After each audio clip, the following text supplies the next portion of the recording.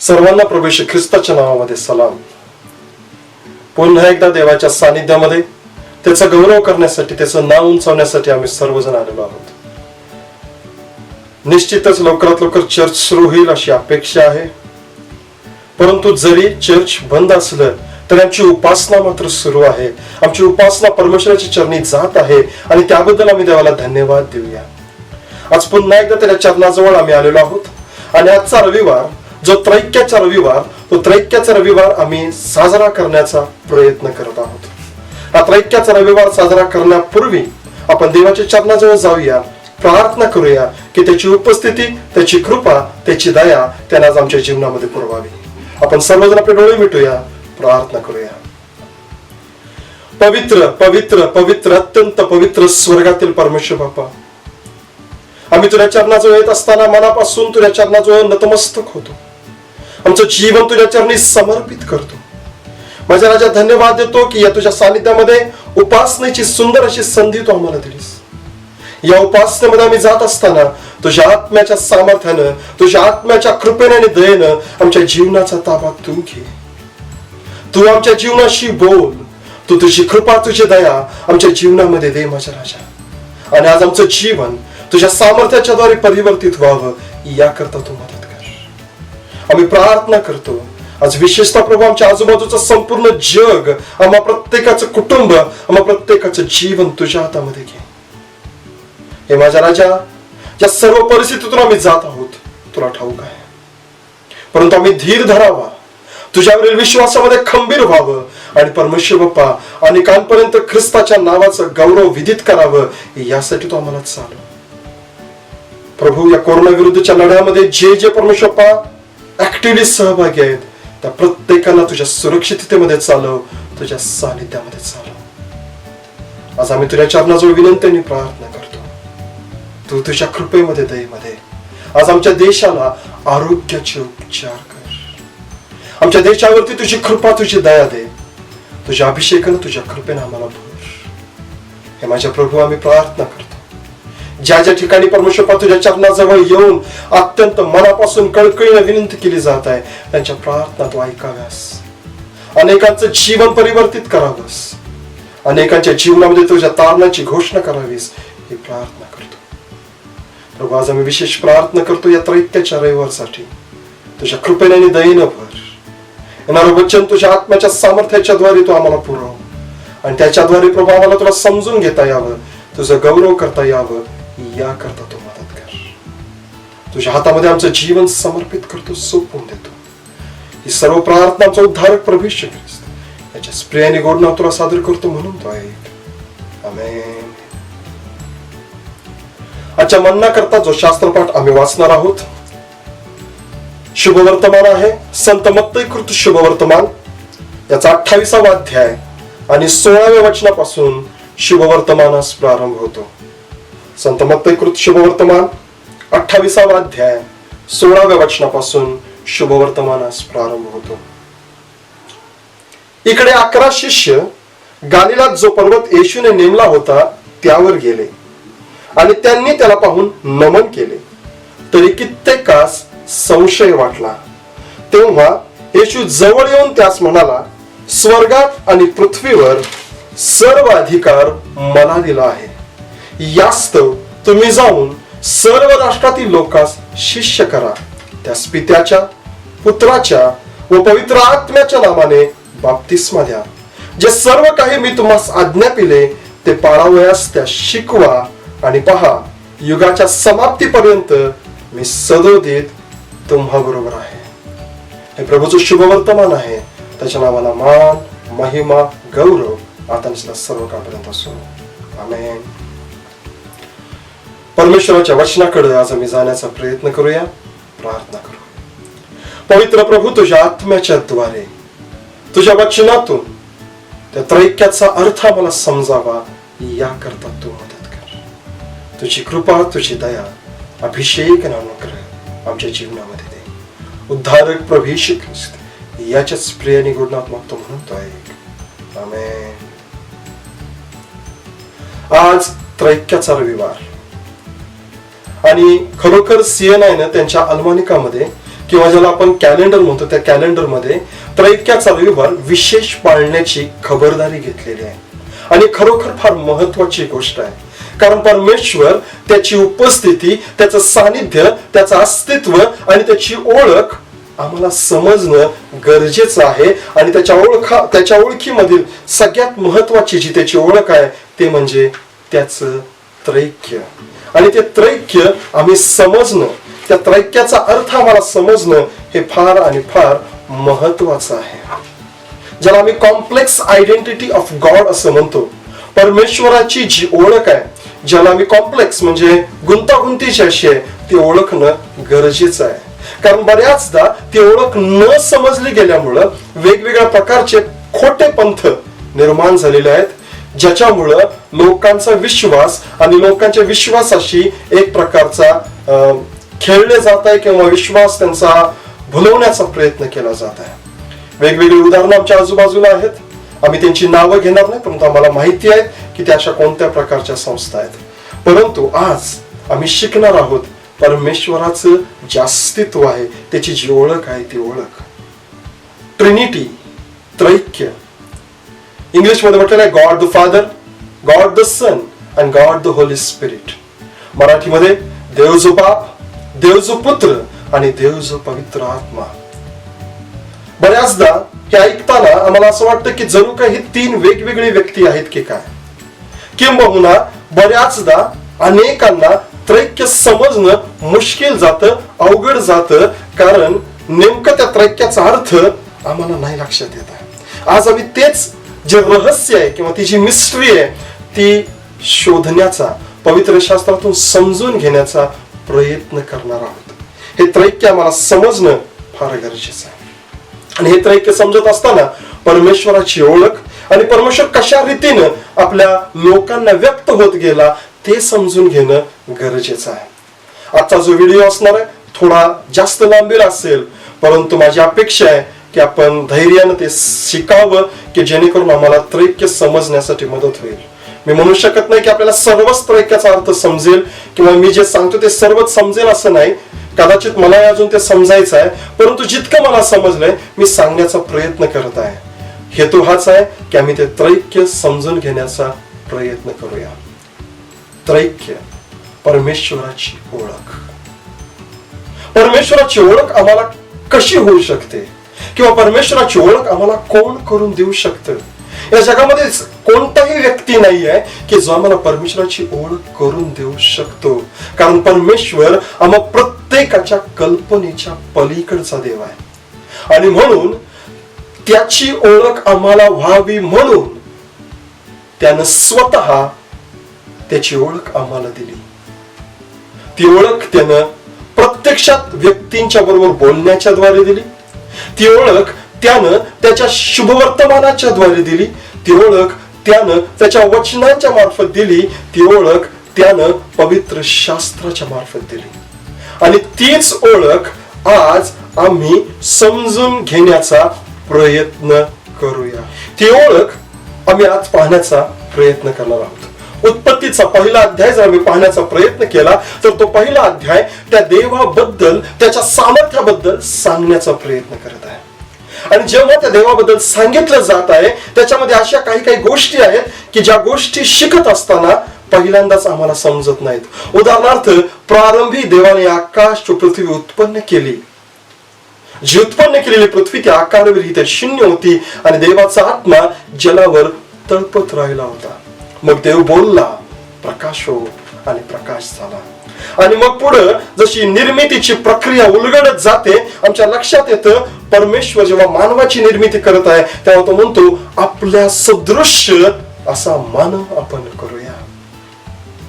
तो जो शब्द तिथं वापरण्यात आलेला आहे तो शब्द परमेश्वराचा स्वतःबरोबरच जरी बोलणं आहे तरी तो एकवचनी नव्हे, द्विवचनी नव्हे, तर अनेकवचनी शब्द आहे. आणि तो अनेकवचनी शब्द का आहे हे जर आम्हाला समजून घ्यायचं आहे तर परमेश्वराच्या ओळखीबद्दल समजून घेणं गरजेचं आहे. परमेश्वर जेव्हा जुन्या करारामध्ये लोकांशी बोलत आहे, त्याचं प्रकटीकरण होत आहे, त्याचं प्रकटीकरण हे नेहमीच संदिग्ध असं आहे. त्याचं प्रकटीकरण हे नेहमीच थोडस रहस्यमय असं आहे. कारण निश्चितच तो स्वर्गीय परमेश्वर आमच्याशी बोलावं इतकी आमची योग्यता, आमची पात्रता नाही आहे.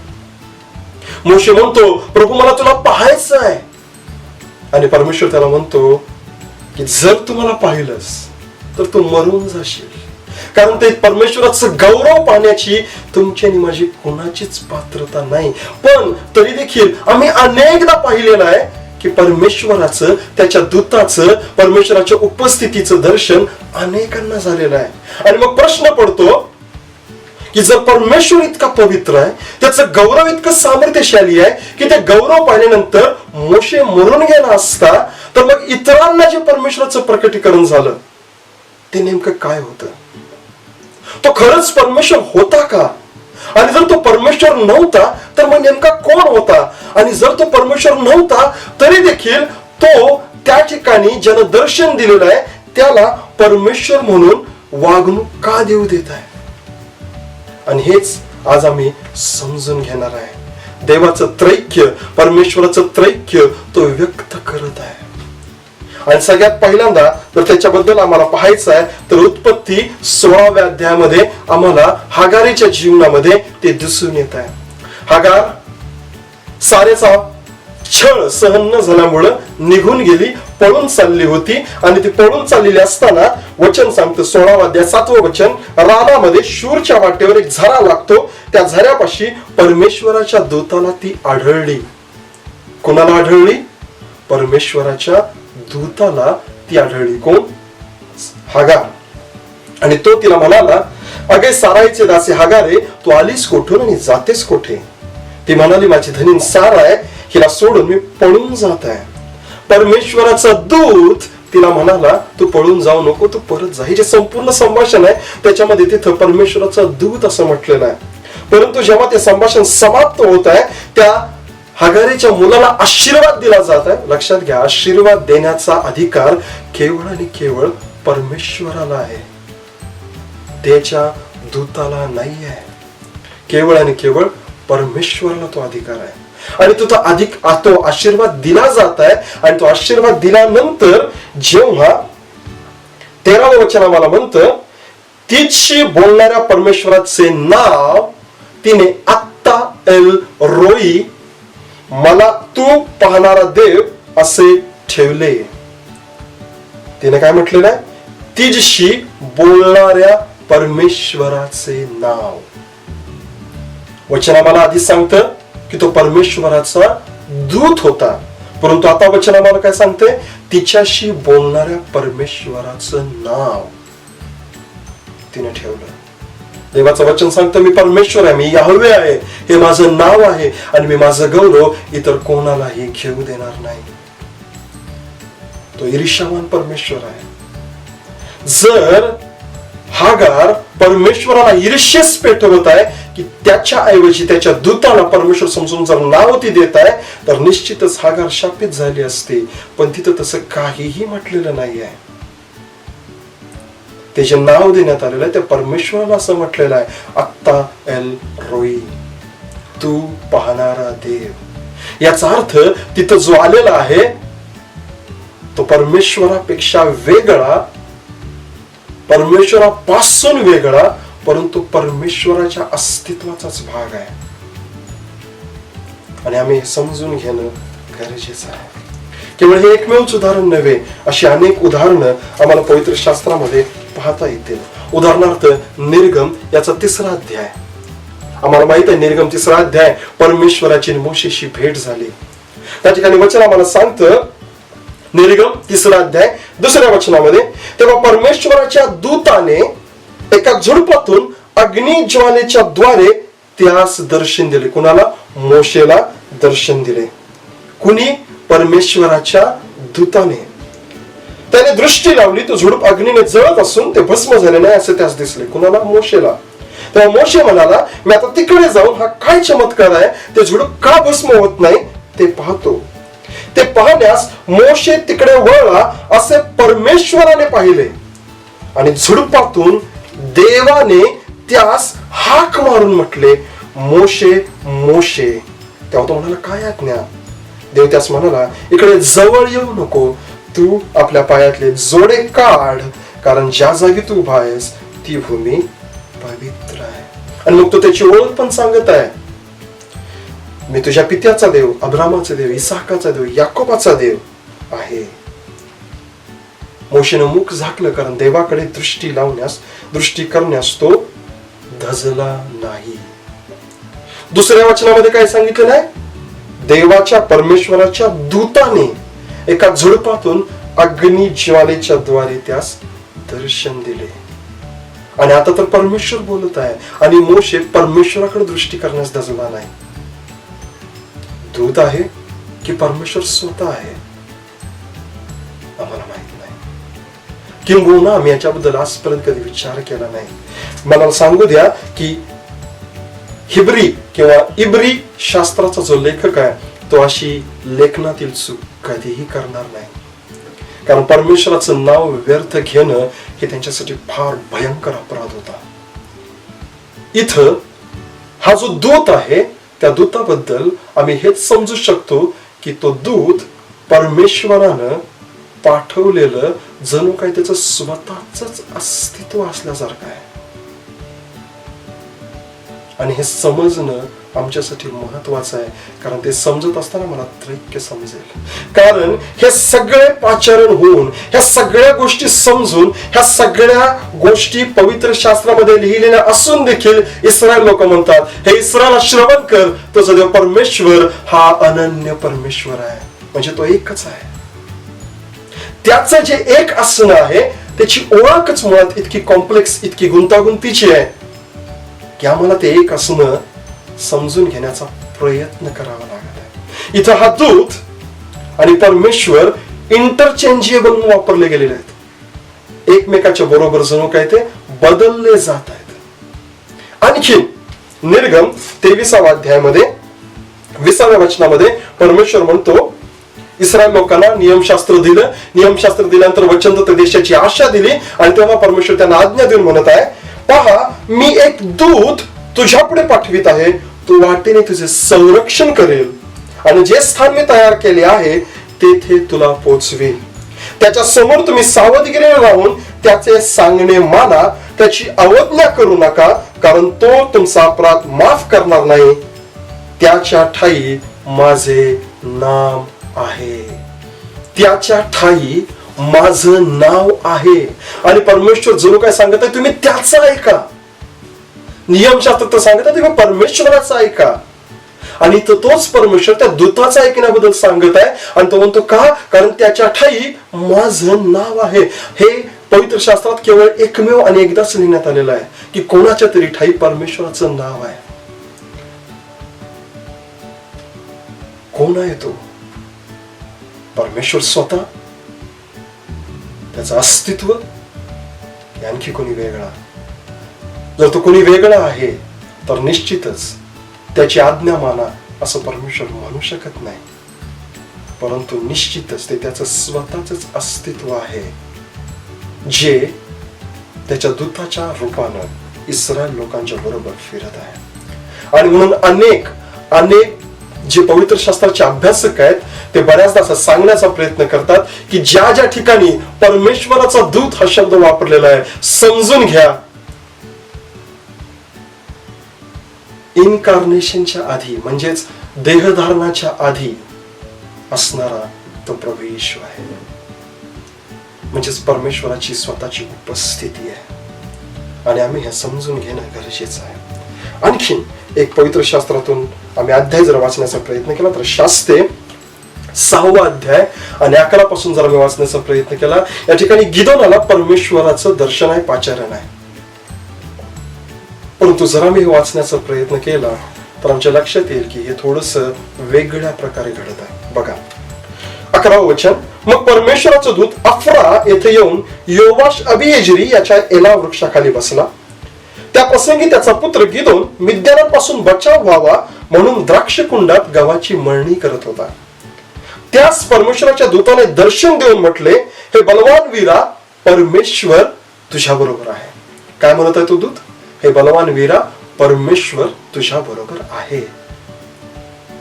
म्हणजे तो स्वतःची वेगळी ओळख आहे सांगत आहे. नाही तो म्हणाला असता की मी तुझ्या बरोबर आहे. ठीक आहे. मग गिदोन म्हणतो, हे प्रभू परमेश्वर जर आमच्या बरोबर आहे तर आमची विपत्ती का आली? आणि जेव्हा तो असा प्रश्न विचारतो, 14 वचन सांगतं, तेव्हा परमेश्वराने त्याचकडे अवलोकन करून म्हटले. कोणी अवलोकन केलं? परमेश्वराने. आणि मग पुढचं जे संपूर्ण संभाषण आहे तिथं परमेश्वर त्याला म्हणाला असं म्हटलेलं आहे. आणि मग गिदोन म्हणतो की तू माझी बोलत आहेस, हे जरा मला चिन्ह त्याचं दे, तू इथंच थांब, मी आपले अर्पण आणतो आणि तुझ्या समोर सादर करेपर्यंत तो इथंच थांब. आणि परमेश्वर त्याला म्हणतो की तो परत येईपर्यंत मी येथेच राहीन. परंतु जेव्हा तो परत येतो तेव्हा 20 वचन सांगतं, देवाचा दूत त्यास म्हणाला, मांस व बेखमीर भाकरी या खडकावर ठेव.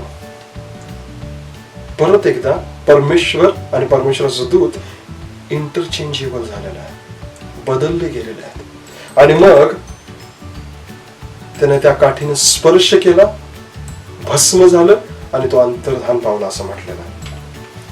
आणि मग हा परमेश्वराचा दूत होता हे गिदोनाच्या लक्षात आलं. आणि मग तो म्हणाला, हाय हे प्रभू देवा, परमेश्वराचा दूत मी प्रत्यक्ष पाहिला. परमेश्वर त्याला म्हणाला, तुझे क्षेम असो, भिवू नको, तो मारावयाचा नाहीस. म्हणजे तिथून तो दूत निघून गेला, परंतु परमेश्वर तिथंच आहे. आणि मग तिथं त्याने वेदी बांधली, त्याचं नाव दिलं यावे शालोम, क्षेमदाता परमेश्वर. म्हणजेच ह्या सर्व ठिकाणातून जर आम्ही बघण्याचा प्रयत्न करत आहे, समजून घेण्याचा प्रयत्न करत आहे, तर आमच्या एकच गोष्ट लक्षात येत आहे की परमेश्वराचं जे एकमेवत्व आहे, किंवा त्याचं ज्याला आपण म्हणतो मोनोथेइझम, एकेश्वरवाद, एकच परमेश्वर, हे जर आम्ही बघण्याचा प्रयत्न केला तर त्या एका परमेश्वराचंच अस्तित्व इतकं गुंतागुंतीच आहे, कॉम्प्लेक्स आहे की आम्हाला ते समजणं थोडंसं मुश्किल आहे. पहा, हा तोच परमेश्वर आहे जो आपल्या दूताच्या द्वारे देखील व्यक्त होत आहे, जो आपलं नाव आपल्या दूताला देत आहे, जो त्या दूताला आत्ता रोही म्हटलेलं असताना देखील चिडत नाहीये, ईर्ष्येने पेटत नाहीये. म्हणजेच अगदी प्राचीन काळापासून, सुरुवातीपासूनच परमेश्वर जी त्याची कॉम्प्लेक्स आयडेंटिटी, गुंतागुंतीची ओळख ती इस्रायल लोकांना सांगून देण्याचा प्रयत्न करत आहे. कदाचित तो त्याच्या पुत्राच्या येण्याबद्दल त्यांचं मन तयार करण्याचा प्रयत्न करत आहे. कदाचित तो ते त्रैक्य लोकांना समजावं म्हणून या वेगवेगळ्या जागा त्यांच्या जीवनामध्ये, मनामध्ये तयार करत आहे. आणि म्हणून जर आम्ही पाहण्याचा प्रयत्न केला तर त्या ठिकाणी आमच्या लक्षात येतं, यशया 7 अध्याय 14 वचन, त्याच्यामध्ये परमेश्वर म्हणतो, मी स्वतः तुम्हाला चिन्ह देत आहे. पहा, कुमारी गर्भवती होऊन पुत्र प्रसवेल, त्याचे नाव इम्मानुएल, आमच्या सन्निध देव असे ठेवतील. आमच्या सन्निध देव. आणि विचार करत असताना परमेश्वर त्याची उपस्थिती लोकांच्या बरोबर देत आहे. कशी काय? तो जेव्हा प्रभू येशू ख्रिस्त पृथ्वीवर आहे तेव्हा परमेश्वराच्या पवित्र मंदिरामध्ये होणाऱ्या उपासना, प्रार्थना थांबल्या का? नाही थांबल्या. परंतु तो स्वतः येशूच्या रूपानं लोकांच्या बरोबर आहे. तो स्वतः देव आहे. जणू काय ते त्याचं एकमेवत्व तो लोकांना समजावं म्हणून आधीपासूनच अशा प्रकारे ह्या सगळ्या हिंट देण्याचा प्रयत्न करत आहे. बघा, प्रभू येशू ख्रिस्ताच्या जीवनामध्ये जर आम्ही पाहण्याचा प्रयत्न केला तर प्रभू येशू ख्रिस्त त्या पित्याचे सगळे गुण प्रसिद्ध करत आहे. आणि योहानाचं शुभवर्तमान जर आम्ही वाचण्याचा प्रयत्न केला तर योहानाच्या शुभवर्तमानामध्ये अनेक ठिकाणी प्रभू येशू ख्रिस्त परमेश्वराचं आणि त्याचं असणारं एकत्रितपण आणि परमेश्वराचं आणि त्याचं असणारं विभाजितपण व्यक्त करत आहे. तो म्हणतो, मी आणि पिता एक आहे. आणि त्याच वेळी तो एका ठिकाणी म्हणतो, योहान शुभवर्तमान 14व्या अध्यायामध्ये आणि त्याच्यामध्ये 23व्या वचनामध्ये तो म्हणतो की जर कोणी माझ्यावर प्रेम करतो, माझ्या आज्ञा पाळतो, तर मी आणि पिता आम्ही त्याचकडे येऊ आणि त्याच बरोबर वस्ती करू. आम्ही एका ठिकाणी तो म्हणतो आम्ही एक आहोत आणि एका ठिकाणी तो म्हणतो आम्ही वेगवेगळे आहोत. कारण ते परमेश्वराचं अस्तित्वच तशा प्रकारचं आहे. आणि जर आम्ही पाहण्याचा प्रयत्न केला योहान शुभवर्तमान 20 अध्याय 31 वचन, त्याच्यामध्ये शुभवर्तमान लिहिण्याचा हेतू सांगण्यात आलेला आहे. तो शुभवर्तमान लिहिण्याचा हेतू काय आहे? येशू ख्रिस्त देवाचा पुत्र आहे हे लोकांना कळावं. पुत्र याचा अर्थ जसं तुम्हाला आणि मला वाटतं तसं पुत्र नव्हे. पुत्र याचा अर्थ तो पित्यापासूनच आलेला, पित्याचंच अस्तित्व आहे. जो जुन्या करारामध्ये दूत म्हणून प्रकट होत होता तो आता या ठिकाणी पुत्र म्हणून प्रकट होत आहे. आणि म्हणून रोमकारास पत्र 10 अध्याय 9 वचनामध्ये आमच्या तारणासाठी जे संत पौल सांगण्याचा प्रयत्न करत आहे, फार महत्वाचं वचन आहे. आम्ही बऱ्याचदा वाचतो आणि आज आम्हाला वाचताना त्याच्याबद्दल काहीच वाटत नाही, परंतु रोमकाराच्या पत्रामध्ये 10व्या अध्यायामध्ये 9व्या वचनामध्ये सांगितलेलं आहे, येशू प्रभू आहे असं जर तू मुखानं कबूल करशील आणि देवाने त्याला मेल्यातून उठवले असं आपल्या अंतःकरणात विश्वास ठेवशील तर तुझे तारण होईल. येशू प्रभू आहे हा विश्वास ठेवणं. प्रभू याच्यासाठी जो शब्द आहे तो ग्रीक शब्द आहे क्युरिओस, आणि क्युरिओसचा अर्थ आहे लॉर्ड. प्रभू ही जी संज्ञा, ही जी व्याख्या आहे ती जुन्या कराराच्या काळामध्ये केवळ एकाला वापरली जात होती, परमेश्वराला, यहोवा देवाला, याहवे परमेश्वराला. आणि जेव्हा आम्ही म्हणतो येशू प्रभू आहे तेव्हा त्याचा अर्थ आहे की आम्ही हे स्वीकारत आहोत की येशू देव आहे आणि देवाने त्याला मेलेल्यातून उठवले. म्हणजेच तिथं त्रैक्य आमच्या नजरेसमोर येत आहे. आम्ही समजून घेण्याचा प्रयत्न करूया. हे त्रैक्य पूर्ण पवित्र शास्त्रामध्ये भरलेलं आहे. इब्री लोकांच्या पत्राचा जो लेखक आहे तो त्याच्या पहिल्या आणि दुसऱ्या अध्यायामध्ये सांगण्याचा प्रयत्न करत आहे. काय सांगण्याचा प्रयत्न करत आहे? देवाचा पुत्र देवदूतांपेक्षा श्रेष्ठ आहे. आणि देवदूतांपेक्षा श्रेष्ठ असं जेव्हा त्याला म्हणायचं आहे तेव्हा त्याला हेच सांगायचं आहे की तो देव आहे. हे तुम्हाला आणि मला वाचताना तितकं लक्षात येत नाही, परंतु जो इब्री आहे, हे पत्र कोणासाठी लिहिण्यात आलेलं आहे? इब्री लोकांसाठी, जे यहुदी आहेत, जे पवित्र शास्त्र लहानपणापासून जुना करार ज्यांनी पाठ केलेला आहे, ज्यांना समजलेला आहे, ज्यांना जुना कराराच्या बेसिक प्रिन्सिपल्स माहित आहेत, त्यांना तो सांगत आहे. आणि जेव्हा तो यहुद्यांना, इब्रांना सांगत आहे त्याचा अर्थ सरळ हाच आहे. तो हेच सांगण्याचा प्रयत्न करत आहे की तो जो देवाचा पुत्र म्हटलेला गेलेला देवदूतांपेक्षा श्रेष्ठ आहे, याचा अर्थ तो स्वतः देव आहे. He is that special appearance of God. तो देवाचा तो विशेष दूत आहे ज्याच्याबद्दल परमेश्वर स्वतःचे नाव देत आहे, इंटरचेंज होत आहे. तो आहे देवदूतांपेक्षा श्रेष्ठ. कारण देवाचा दूत हा शब्द, ही संज्ञा जुन्या करारामध्ये फार क्वचित वापरलेली आहे. देवदूत ही संज्ञा वेगवेगळ्या प्रकारे वापरलेली आहे, परंतु देवाचा दूत जेव्हा म्हटलं गेलेलं आहे तेव्हा तिथं एक वेगळी संज्ञा ती आहे, एंजल ऑफ द लॉर्ड. आणि इथं देखील सांगितलेलं आहे की तो जो आहे तो देवदूतांपेक्षा श्रेष्ठ आहे. म्हणजेच हे सांगण्याचा प्रयत्न पवित्र शास्त्र करत आहे की परमेश्वर आणि त्याची ओळख ही पहिल्यापासूनच इतकी आमच्या बुद्धीच्या पलीकडची आहे की आम्हाला ती समजून घेण्यासाठी थोडासा त्याच्यावरती विचार करणं गरजेचं आहे. पिता, पुत्र, पवित्र आत्मा हे तिन्ही वेगवेगळे नाही आहेत. जसं काही यहोवा विटनेस वाले म्हणतात की परमेश्वर यहोवा, किंवा ओनली जीसस वाले म्हणतात की फक्त प्रभू येशू ख्रिस्त, किंवा मग पवित्र आत्म्याबद्दल म्हणतात की फक्त पवित्र आत्मा. तसं नाही आहे. त्याची ओळखच मुळात इतकी कॉम्प्लेक्स, इतकी गुंतागुंतीची आहे की तुम्ही तसं म्हणू शकत नाही. तो याहवे म्हणून देखील आहे, तो याहवे देवाचा दूत म्हणून देखील आहे, आणि तो इम्मानुएल म्हणून देखील आहे, आणि तो येशू म्हणून देखील आहे, आणि तो पवित्र आत्मा म्हणून देखील आहे. त्याची ओळखच अशा प्रकारे काम करत आहे. उत्पत्ती पहिला अध्याय मला सांगतं देवाचा आत्मा जलावर तळपत राहिलेला होता. म्हणजे त्या आत्म्याची वेगळी ओळख तिथं आहे आणि त्या आत्म्याची परमेश्वरामधली ओळख पण तिथं आहे. हे जे त्रैक्य आहे, हे त्रैक्य म्हणजेच परमेश्वराची संपूर्ण ओळख आहे. आणि म्हणून इब्री लोकांचा जो लेखक आहे तो सांगण्याचा प्रयत्न करतो, देव प्राचीन काळी अंशांनी प्रकारांनी आपल्या पूर्वजांशी संदेष्टांच्याद्वारे बोलला. तो या काळाच्या शेवटी आपल्याशी पुत्राच्या द्वारे बोलला आहे. कोण बोलला? देवच बोलला पुत्राच्या द्वारे. त्याने त्याला सर्वांचा वारीस करून ठेवले आणि त्याच्याद्वारे त्याने विश्व उत्पन्न केले. हा म्हणजेच त्याचा पुत्र त्याच्या गौरवाचे तेज व त्याच्या तत्वाचे प्रतिरूप आहे.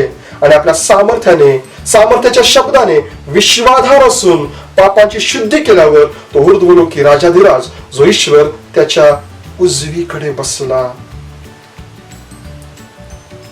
खरोखर त्याला मनुष्याचा पुत्र म्हटलेला आहे, जो परमेश्वराकडे मेघावरती बसून वर आणला गेला आणि परमेश्वराने ज्याला आपल्या बरोबर ती सन्मानास गौरवासाठी पात्र बनवलं, ज्याची उपासना व्हावी म्हणून श्रेष्ठ ठरवलं, तो आहे. आणि त्याचा पवित्र आत्मा, आम्हाला माहित आहे पवित्र आत्मा देव आहे. म्हणजेच हे तिन्ही वेगवेगळे नाही आहेत, परमेश्वराचेच स्वतःच ते प्रकटीकरण आहे. आणि आज आम्ही ते समजून घेण्याचा प्रयत्न करत आहोत. आज आम्ही हे त्रैक्य समजून घेण्याचा थोडाफार प्रयत्न करत आहे. माझा हा संपूर्ण संदेश सांगण्याचा उद्देश हा नाही आहे की आम्हाला ते त्रैक्य परिपूर्ण रीतीने समजावं. मी अपेक्षाही करत नाही आहे, कारण अजून ते समजणं खूप आमच्या पलीकडचं आहे. माझी या संपूर्ण संदेशाच्या द्वारे हीच अपेक्षा आहे की आम्ही परमेश्वराला शोधण्यासाठी प्रयत्नशील राहावं. आम्ही त्या परमेश्वराचं जे ज्ञान आहे आमच्या जीवनामधलं किंवा परमेश्वराची आमची जी ओळख आहे ती अधिकाधिक वाढवण्यासाठी प्रयत्न करावेत, की जेणेकरून आम्ही त्या ज्ञानाच्या पूर्णतेपर्यंत पोहोचावं आणि आम्हाला परमेश्वराची ओळख प्राप्त व्हावी. प्रभू येशू ख्रिस्तानं आम्हाला तारणाचा अर्थ दिलेला आहे आणि तारणाचा जो अर्थ आहे तो आज तुम्हाला आणि मला समजणं गरजेचं आहे. योहानकृत शुभवर्तमान 17वा अध्याय आणि 3ऱ्या वचनामध्ये तारणाबद्दल प्रभू येशू ख्रिस्त बोलत आहे. खूप सुंदर आहे. योहानकृत शुभवर्तमान 17वा अध्याय आणि तारणाबद्दल प्रभू येशू ख्रिस्त बोलत आहे. तो म्हणतो सार्वकालिक जीवनाबद्दल प्रभू येशू ख्रिस्त बोलत आहे आणि सार्वकालिक जीवनाबद्दल तो म्हणतो, योहानकृत शुभवर्तमान 17वा अध्याय 3रं वचन, सार्वकालिक जीवन हेच आहे की त्यांनी म्हणजे आम्ही सर्वांनी जो तू एकच सत्य देव त्या तुला व ज्याला तू पाठवले त्या येशू ख्रिस्ताला ओळखावे. सार्वकालिक जीवन हेच आहे की आम्ही परमेश्वराला, जो सत्याने एकच देव त्याला आणि त्यानं ज्याला पाठवलं त्या येशूला ओळखावं. हा संपूर्ण संदेश सांगण्याचा हेतू हाच आहे की आम्ही त्या सार्वकालिक जीवनामध्ये जाण्यासाठी परमेश्वराची ओळख करून घ्यावी आणि त्याच्या संगती राहावं. मला तुम्हाला इतकंच सांगायचं आहे की त्याच्या त्रैक्याची ती ओळख त्याच्या आत्म्याच्या द्वारेच, त्याच्या वचनातून, त्याच्या सानिध्यामध्ये राहत असताना आम्हाला हळूहळू समजत जाईल आणि आम्ही त्या सार्वकालिक जीवनापर्यंत पोहोचू. परमेश्वर करू तुम्हाला आणि मला त्या परमेश्वराची ओळख होण्यासाठी तो सहायता आणि मार्गदर्शन करू. प्रार्थना करूया. पवित्र सनाधीश परमेश्वर बाप्पा, तुझ्या चरणाजवळ आमचं जीवन घेऊन येतो. विनंतीने प्रार्थना करतो, आज तुझ्या वचनांच्या द्वारे जेव्हा परमेश्वर बाप्पा तू आमच्याशी बोलत आहेस, तुझी ओळख आम्हाला समजावी याकरता तू मदत कर. तुझ्या कृपेनं, तुझ्या दयेनं तू आम्हाला भर, तुझ्या अभिषेकानं, तुझ्या सामर्थ्यानं तू आम्हाला भर. आम्ही प्रार्थना करतो माझ्या राजा की सार्वकालिक जीवन म्हणजे तुला आम्ही ओळखावं आणि तुझ्याला पाठवलंच त्या येशूला आम्ही ओळखावं. परमेश्वर त्या सार्वकालिक जीवनापर्यंत पोहोचण्याकरता तू आम्हाला सहायता आणि मार्गदर्शन कर. तुझ्या कृपेमध्ये, दयेमध्ये आम्हा प्रत्येकाच्या जीवनाचं ताबा तू घे. उद्धारक प्रभू येशू ख्रिस्त याच्याच प्रेमाने गोड नावात मागतो म्हणून तो ऐक. आमेन. हे आमच्या स्वर्गातील बाप्पा, तुझे नाम पवित्र मानले जावं, तुझे राज्य जसे स्वर्गात तसे पृथ्वीवर तुझ्या इच्छेप्रमाणे हो. आमची रोजची भाकर तू आज आम्हास दे आणि जसे आम्ही आमच्या ऋणासरून सोडले आहेत तसेच तू आमच्या ऋणे आम्हास सोडव आणि आम्हास परीक्षित आणू नकोस, तर आम्हास वाईटापासून सोडव, कारण की राज्य, सामर्थ्य आणि गौरव ही सर्व काळ तुझीच आहेत. आमेन. जो अगम्य प्रकाशामध्ये वास करतो तो परमेश्वर त्याचा मुख प्रकाश आम्हावर पाडू, आम्हाकडे प्रसन्न करू आणि ख्रिस्त येशूच्या सानिध्यामध्ये सर्वदा विजयी जीवन जगण्यासाठी देव बापाची प्रीती, प्रभू येशू ख्रिस्ताची कृपा आणि पवित्र आत्म्याची सहभागिता आपण सदा सर्व काळपर्यंत आम्हा सर्वांसह आपण सदा सर्व काळपर्यंत असो. आमेन. परमेश्वर देव आम्हा प्रत्येकाला आशीर्वादित करो. धन्यवाद.